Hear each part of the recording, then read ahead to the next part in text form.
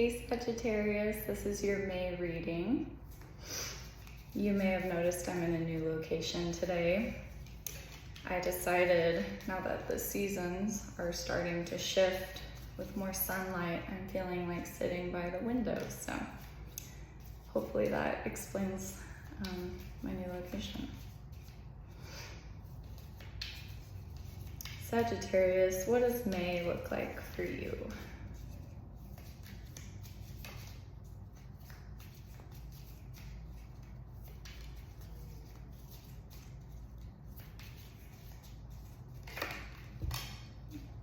The World, and on the bottom of the deck, the Fool. The World and the Fool. All right, Sag, well, based on your April reading, to me, these actually feel divinely connected. With the World, we see you kind of tapping into what wholeness means for you, what it means to feel satisfied with life and a part of the bigger cycle. But with the Fool, the struggle is being new to something, being willing to take a risk, to maybe not be well-versed or well-practiced in what would bring you wholeness. So in April, Sag, you had a reading that was focused on the insecurities that come along with trying something new.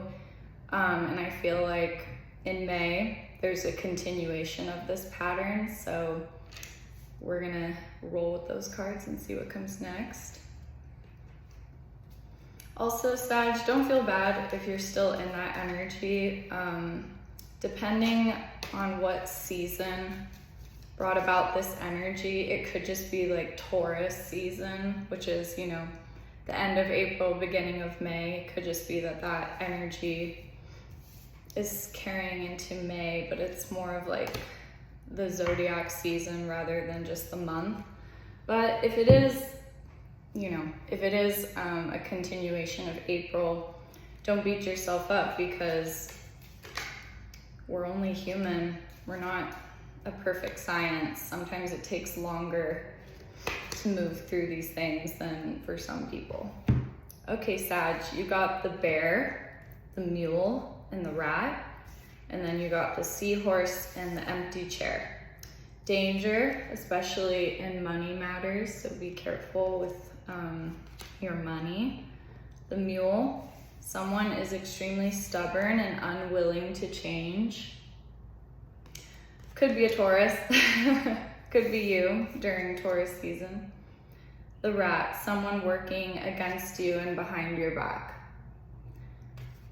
All right, well, Sag, obviously take it as it resonates. If you know that it's you, then that would explain that. But I didn't feel that this was your energy personally. I think that there is someone in your life, they're very stubborn. They could have Capricorn, Taurus, or Virgo placements. I feel like they're kind of talking mess behind your back. They don't want to see you succeed, and they might be playing a role in your finances, or at least they could be the reason why you find yourself in a financial pinch. I'm sorry, I hope that makes sense.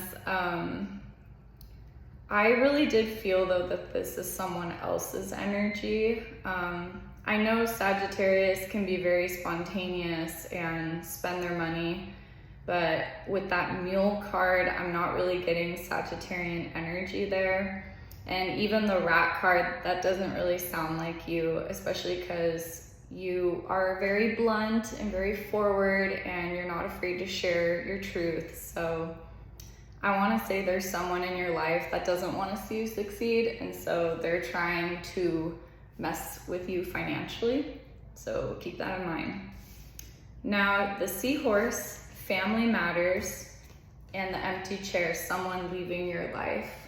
Without making you scared, Sagittarius, it could possibly be someone in your family might be passing away if they are older or very sick.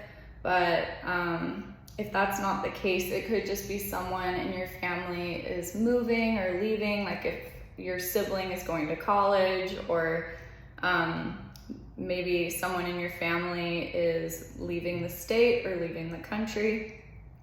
So something within the family, someone is leaving, but it doesn't have to be necessarily related to death or loss in that way. Now, Sag, just so we can get some more joyful energy in here, I want to ask what you can do to take care of yourself during this time. I like Taurus season. I'm a Taurus rising. I feel like a lot of people spend Taurus season trying to figure out how they can take better care of themselves. It's the self-care season. So Sag, what can you do to take care of yourself?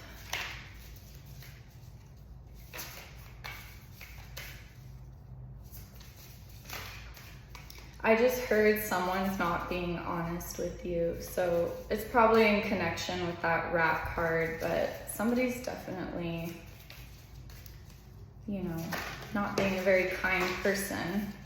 One sec. Okay. Sag, deep breathing. Alrighty. Yeah, I mean, that card is pretty self-explanatory. Take a lot of deep breaths. You're moving through some conflict, some stress in your life, and you need to work on breathing and taking care of yourself.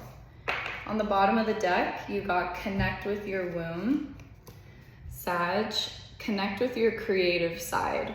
And if for some reason you are trying to plan to have a family, it could have to do with that. If you Sagittarius are looking to have kids or get pregnant, this could definitely apply to you. But if not, don't worry. This card comes out for me all the time, and it has a lot to do with like people's artistic endeavors or anything that they're really passionate about creating. So Sag, it's kind of asking you to step into what it is that you want. If you get caught up in what everybody else wants, it just kind of like defeats the purpose of everything. So deep breaths. Take it slow, take your time. Let Taurus season teach you the value of slow and steady wins the race, okay? Don't have to rush the creative process. Now, Sag, this deck is really cool. It's called the Sacred Cycles. And I pulled this, and of course you got the womb card, so I think it's pretty fitting.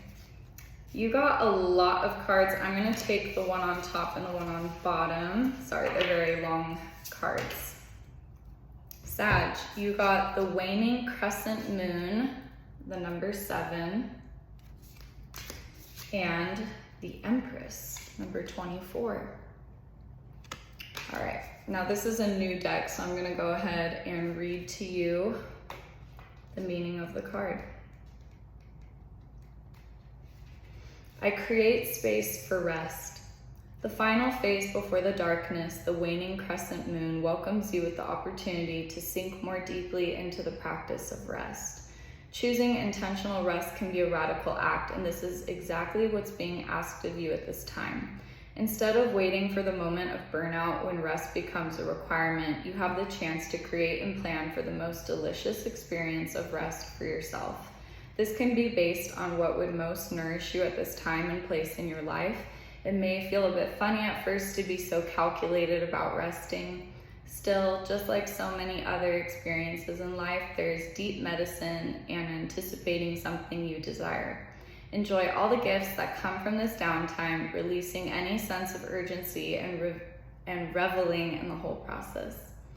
In the journal prompt for this card, how can I plan for intentional rest that will nourish me?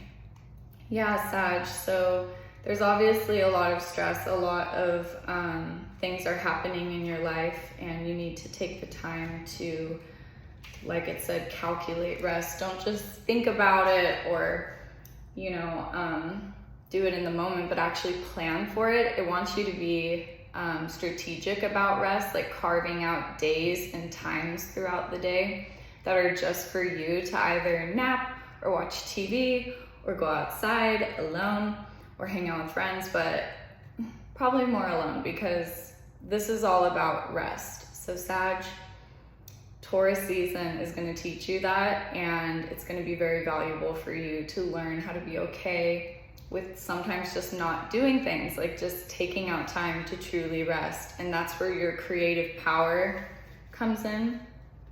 The Empress. I see the highest path, stepping back from the demands and endless expectations that she will continually provide for others. The Empress brings a distinctive approach to the feminine wisdom of care and boundaries.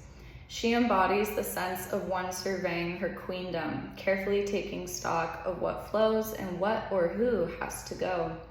The Empress imbues nurturance in unique ways, seeking stability between what's right for her and what's best for the collective. Deeply connected to the one true Great Mother, Mother Earth, she prioritizes being in equilibrium and so calls on you to create balanced dynamics in your own life. The Empress is a reminder that the choices to say no, step back from a partnership, and speak confidently about your needs are all steeped in sacred sovereignty. Your self-confidence and decision-making can be strengthened by spending time in communion with the earth. As you step outside daily happenings to remember the big picture, feel the interconnectedness and harmony that exists within the natural world. And then the journal prompt. Where do I need to stop questioning myself and trust I have the right answer within me? So Sag, some of you are walking away from either certain friends, family members even, or relationship partnerships because you're seeking something more for yourself, and you also want a period of rest so you can have a period of change in your life. That's really valuable, but once again, these cards, they go together and they're very divine feminine in nature, and a lot of it has to do with pursuing your dreams. Okay, Sag, last but not least, this is just for funsies, but I wanted to ask, based on the archetypes in this deck, who are you going to be dating, either who you're dating right now or who you will be dating next. If you happen to be single, that is why I said who you will be dating next, but I don't know. Today I just kind of felt like some people want more clarity about that. Ooh, an advocate. Sag, this person inspires you to put compassion into action. Their shadow, they can embrace negative causes or commit to a cause for personal gain.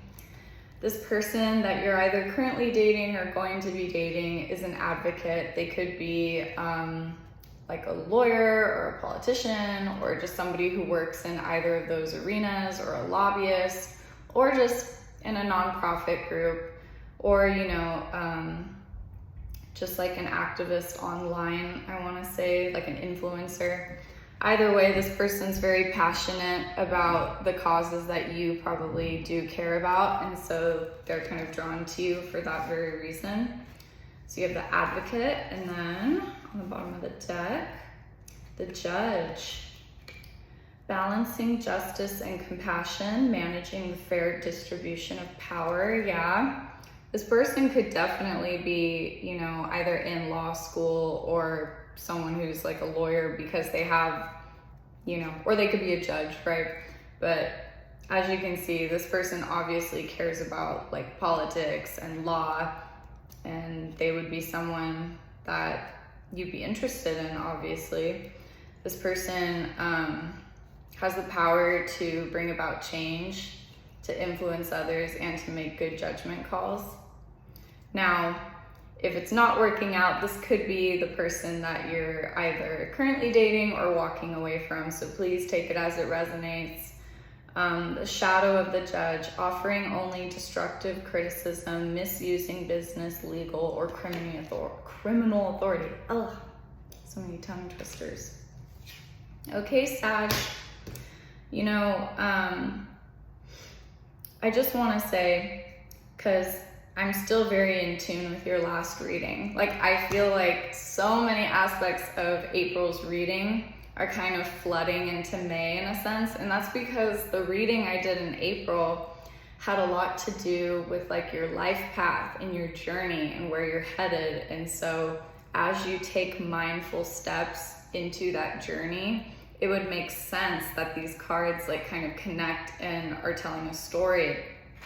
Sag, just like the snail card from April, you're being asked to slow down, to embrace stillness, to go outside, to become more embedded with nature. I feel like solitude is kind of a blessing for you right now, but you will have to walk away from people who are draining you or are not supportive of you and take on this new journey. Okay, Sag, thank you so much. Have a good Taurus season. Everything will turn out just fine. It's a slow season, a slow period of time, but it's very impactful for your rest period so that you can create and go do what it is you're meant to do in this world. All right, Sag, thank you. Bye.